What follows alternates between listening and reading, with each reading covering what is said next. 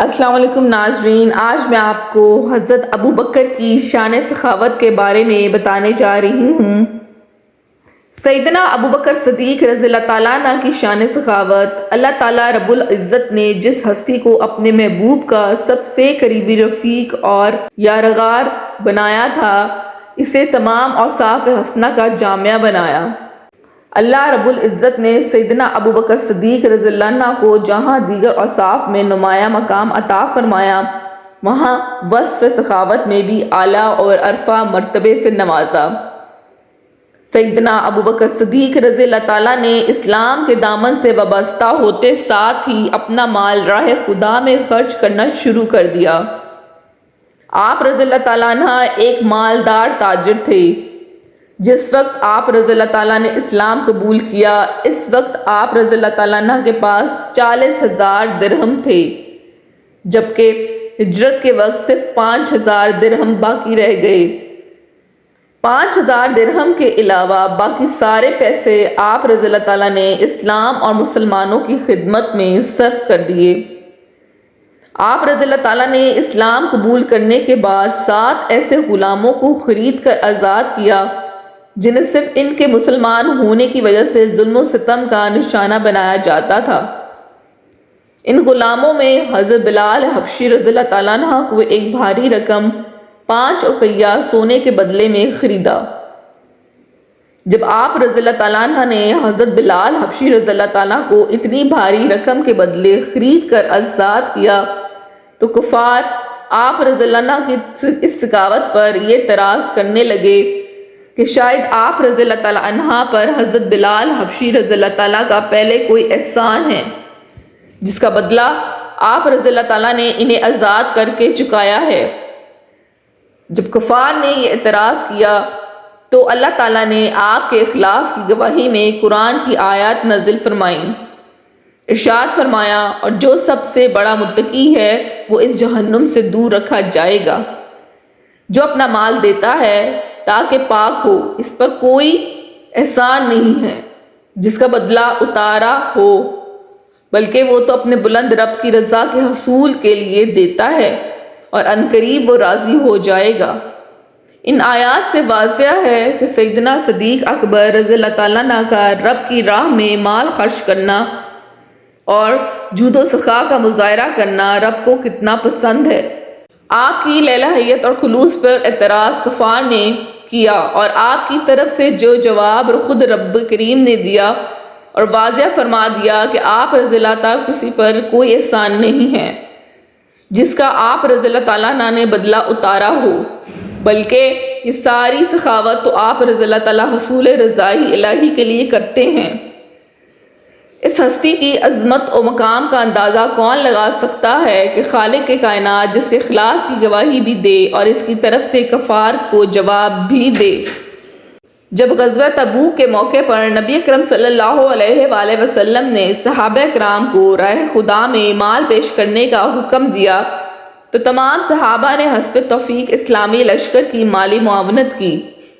اس موقع پر سیدنا ابو بکر صدیق رضی اللہ تعالیٰ نے جس طرح سے سخاوت و فیاضی کا مظاہرہ کیا، اس کی مثال تاریخ عالم میں نہیں ملتی۔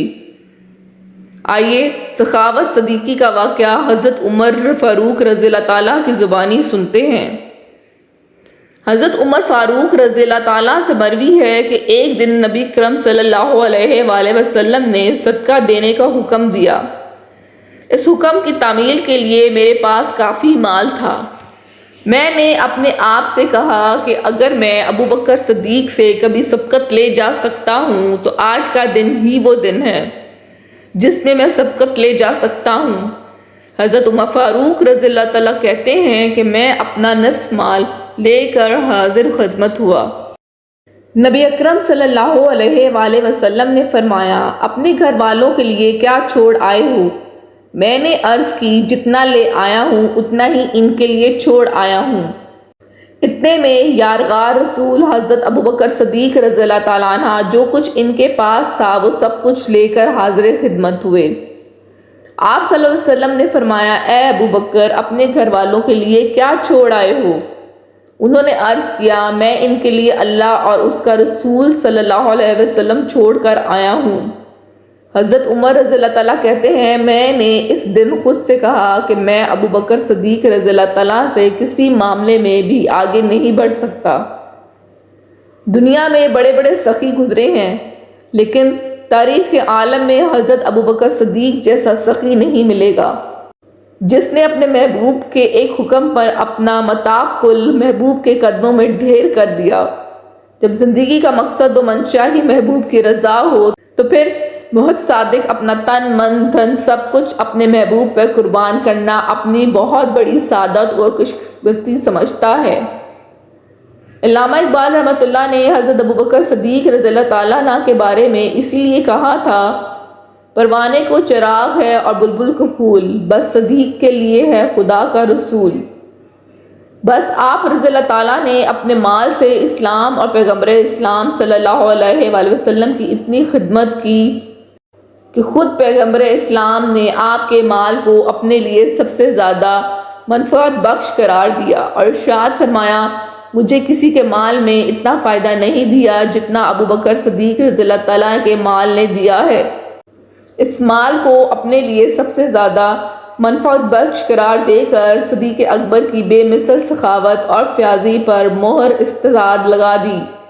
ایک موقع پر نبی اکرم صلی اللہ علیہ وآلہ وسلم نے ارشاد فرمایا، تمام لوگوں میں سب سے زیادہ مجھ پر ابو بکر صدیق رضی اللہ تعالیٰ عنہ کا احسان ہے، مال کا بھی اور رکافت کا بھی۔ بھلا اس سے بڑا سخی کون ہو سکتا ہے جس کا نبی اکرم صلی اللہ علیہ وآلہ وسلم پر سب سے زیادہ مالی احسان ہے۔ حضرت ابو بکر صدیق رضی اللہ تعالیٰ عنہ کے لیے یہ بھی بہت بڑا اعزاز ہے کہ ان کے مال میں رسول اللہ صلی اللہ علیہ وآلہ وسلم اپنے مال کی طرف تصرف فرمایا کرتے تھے۔ الریاض نظرہ کی روایت ہے کہ حضور صلی اللہ علیہ وسلم حضرت ابو بکر صدیق رضی اللہ تعالیٰ عنہ کے مال میں اسی طرح تصرف فرماتے تھے جس طرح اپنے ذاتی مال میں فرماتے تھے۔ سیدنا ابو بکر صدیق رضی اللہ تعالیٰ کی سخاوت اور مالی قربانیاں رب کریم کی بارگاہ میں کتنی مقبول اور پسندیدہ ہیں، اس کا اندازہ اس امر سے لگایا جا سکتا ہے کہ رب کریم خود آپ رضی اللہ تعالیٰ کے نام سلام بھیجتا ہے اور استفسار فرماتا ہے کہ آپ رضی اللہ تعالیٰ عنہ رب سے راضی ہیں یا نہیں۔ حضرت عبداللہ بن عمر رضی اللہ تعالیٰ سے مروی ہے کہ ایک دن حضور صلی اللہ علیہ وسلم کی بارگاہ میں ابو بکر صدیق رضی اللہ تعالیٰ عنہ ٹاٹ کا لباس پہنے ہوئے بیٹھے تھے۔ اتنے میں جبریل امین علیہ السلام نازل ہوئے اور کہنے لگے، اے اللہ کے رسول صلی اللہ علیہ وآلہ وسلم، ابو بکر نے ایسا لباس کیوں پہنا ہوا ہے؟ نبی اکرم صلی اللہ علیہ وسلم نے فرمایا، اے جبریل، اس نے اپنا سارا مال مجھ پر خرچ کر ڈالا ہے۔ جبریل علیہ السلام نے کہا، اللہ رب العزت آپ صلی اللہ علیہ وسلم پر سلام بھیجتا ہے اور ارشاد فرماتا ہے کہ ابو بکر سے کہیں کہ کیا تم اپنے اس فقر میں مجھ سے راضی ہو یا ناراض؟ اس پر نبی اکرم صلی اللہ علیہ وآلہ وسلم نے حضرت ابو بکر صدیق رضی اللہ تعالیٰ سے فرمایا، اے ابو بکر، اللہ رب العزت تم پر سلام بھیجتا ہے اور تم سے پوچھتا ہے کہ کیا تم اپنے اس فقر میں مجھ سے راضی ہو یا ناراض؟ حضرت ابو بکر رضی اللہ تعالیٰ یہ سن کر عرض گزار ہوئے، بھلا میں اپنے رب کریم سے کیسے ناراض ہو سکتا ہوں؟ میں تو اپنے رب سے ہر حال میں راضی ہوں۔ الغرض اپنے مال سے اسلام پیغمبر اسلام صلی اللہ علیہ وآلہ وسلم اور مسلمانوں کی سب سے زیادہ خدمت کرنے والی ہستی اور امت مسلمہ میں سب سے بڑھ کر جود و سخا کا مظاہرہ کرنے والی شخصیت سیدنا ابو بکر صدیق رضی اللہ تعالیٰ ہی کی ہے۔